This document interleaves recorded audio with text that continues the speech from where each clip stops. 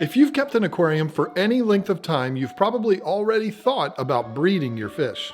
It's one of those aspects of the hobby that we all eventually want to do. So to help you with that, we figured we'd put together a list of what we think are the 10 easiest fish to breed.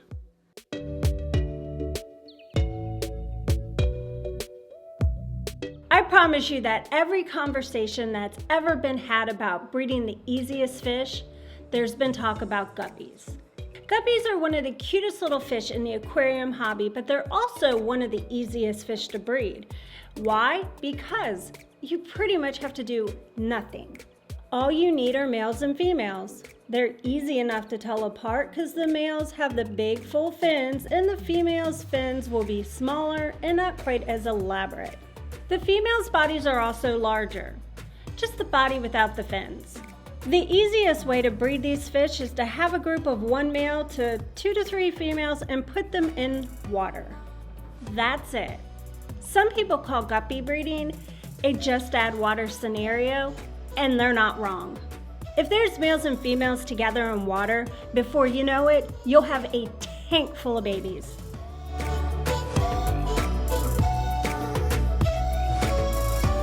I'm pretty sure this is the 5th or 6th time we've included angelfish in one of these 10 things videos. And it makes sense, because they're awesome. Angels might not be as easy to breed as guppies, but you definitely don't have to be an expert to get them to breed. First, you'll need a male and a female. Shocker, right? Unlike livebearers, angels breed in pairs, and only pairs, not in groups. A male and a female will pair off, and once they do, they should be an active breeder pair forever. Well, as long as they're of breeding age. They do get old and quit breeding after a while. There's a couple ways to find a breeding pair. The first is to buy a proven breeding pair from a breeder. They'll cost more money, but it's an easy way to get them and get things happening right away. Just do a Google search for breeding pairs of angels. They're out there, you'll find them. The next way is to buy 6 to 8 smaller angels, grow them up, and let them pair off naturally. It'll be obvious when they pair off. The cool thing about using this method to find a breeding pair is you could end up with several pairs out of that original group. If you want a lot of babies, this is a good thing. Angels are vertical egg layers, which means they'll lay their eggs on the glass, a large leaf, or even a stone leaning up against the wall. The parents will take care of the eggs and the fry once they hatch. It's a lot of fun to watch, and it's very rewarding. If you want more details about breeding angels, I did a multi-part series with my friend and angel breeder Dave Warren several years ago. I'll put a card up here, check that out. He went into great detail about breeding these amazing fish.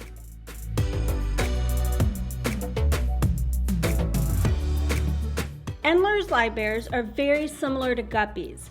They look similar, they breed similar, just add water. The biggest difference between them is that with Endlers, it's very easy to tell the males from the females. It's easy with guppies too, but, well, anyway. The best thing about breeding Endler's livebearers is you don't need a big tank, and just like guppies, you don't need to be an expert.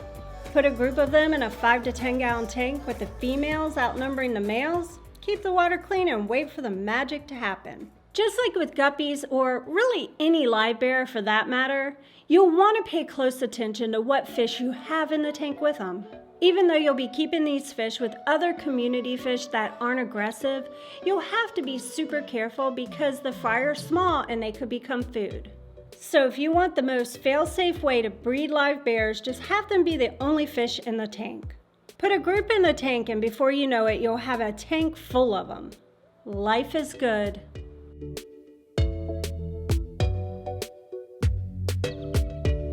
Shrimp are super popular in the hobby right now. There are tons of different varieties of them out there, and there's even specialty shrimp that cost thousands of dollars.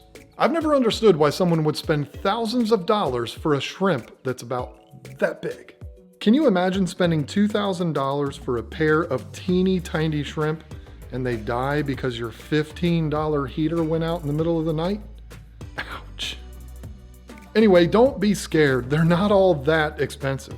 In fact, there's tons of shrimp out there that are amazing and only cost a few dollars each.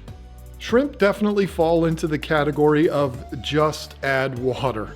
You put a group of them in a 5-gallon tank, and before you know it, you're gonna have just a swarm of these teeny itty bitty shrimp swimming around. It's an amazing thing to see. Another great thing about shrimp being so easy to breed is I know several people that breed them to use as food for other fish in their fish room. I personally wouldn't do that, but if you're someone that likes to feed live food to your fish, we all know how nutritious shrimp are. Get them breeding and you've got an unlimited supply of food, if that's your thing.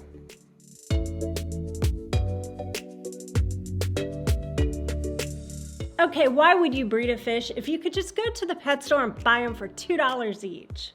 Well, the answer to that is simple. It's fun and the fry are so cute.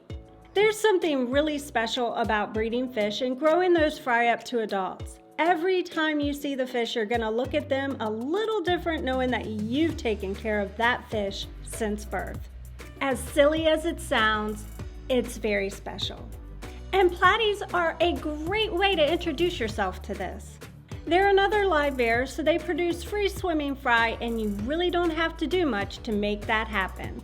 Again, you can breed them in as small as a 10-gallon tank, put several females in with a couple males and it'll happen. Keep the water in the tank clean and give the fry little nooks and crannies to hide in. It'll give them somewhere to hang out and feel safe. This applies to all live bears on this list, not just Platies.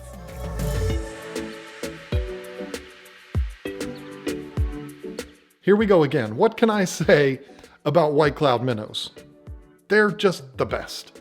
White clouds are super small, so you don't need to have a big tank to keep them or even breed them. And they're just adorable. They're also practically indestructible, so keeping them is a breeze. Breeding them is a breeze too.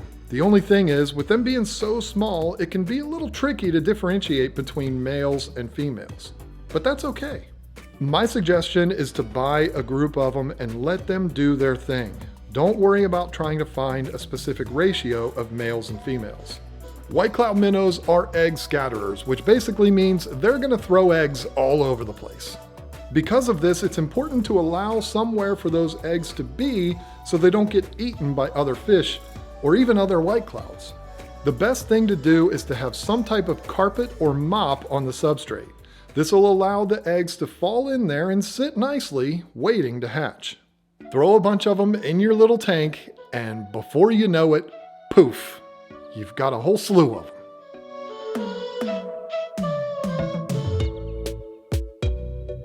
Breeding danios is literally the same process as breeding white clouds, just like John just talked about, but I'm gonna go ahead and add some stuff that he forgot. Just like white clouds, danios are substrate egg scatterers. John told you to provide a place for the eggs to be scattered and not get eaten like a carpeting plant. What he forgot to mention is water flow.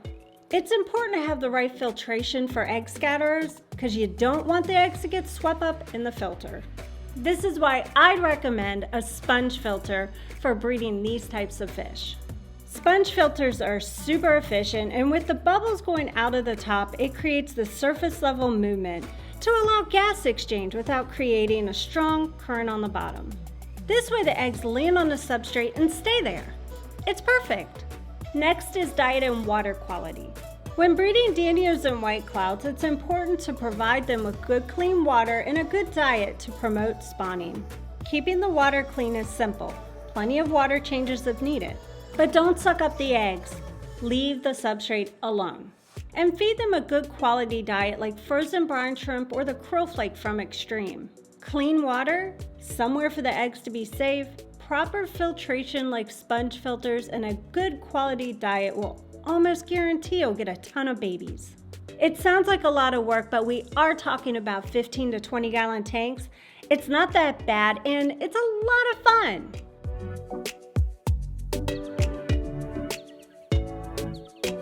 Okay, this is where things get to be a little bit difficult. Not breeding mollies. Breeding mollies is simple.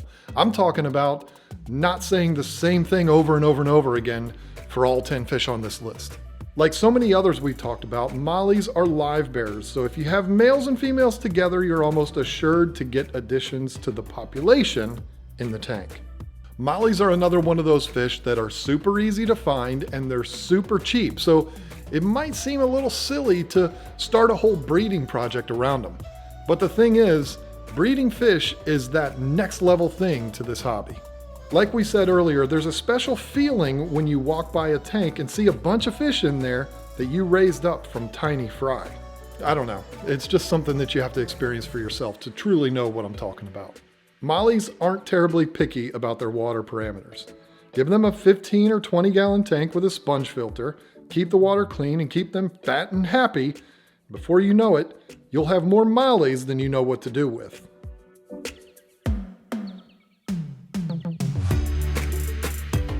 If you're new to the channel, then you might not realize that breeding African cichlids is what got John and I into all this. We had 127 tanks in our oversized garage and bred 29 different peacocks, haps, and mbunas. I loved all these fish, but it was the mbunas that really caught my attention. Breeding African cichlids is totally different than any of the other fish on this list, but the way they do it is totally fascinating and it's not as difficult as it might seem. Mbunas breed in groups or colonies, as opposed to one male and one female. You'll want to have a group of 4 to 6 females with 1 or 2 males. Those 1 or 2 males will service all of the females. Lucky guys. Differentiating between males and females of some mbunas like yellow labs or red zebras can be tricky because they look so similar. But the best suggestion I can give is to buy your breeding group from a retailer that you can trust. Some of them will specify on their websites that they have males and females. The males will cost more because they're the ones with the most color, but if you want to breed them, it's definitely worth it. The next biggest difference from Africans to the other fish on this list is tank size. They need the biggest tank of all of them. I recommend a minimum of 75 gallons. Yes, it can be done in a smaller tank, but let's give them some room because we all know African cichlids can be pretty nasty. Breeding mbunas and peacocks is exactly the same. And since peacocks are next on the list, I'm gonna go ahead and let John explain the rest of it to you.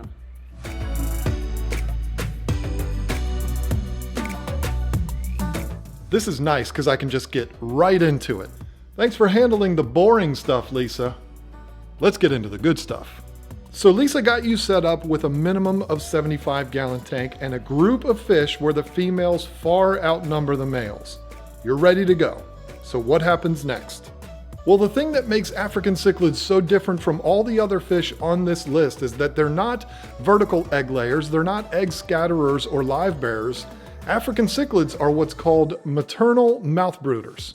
This means the female will lay her eggs, the male will fertilize them, and then the female will pick them up in her mouth and keep them until they develop into fry.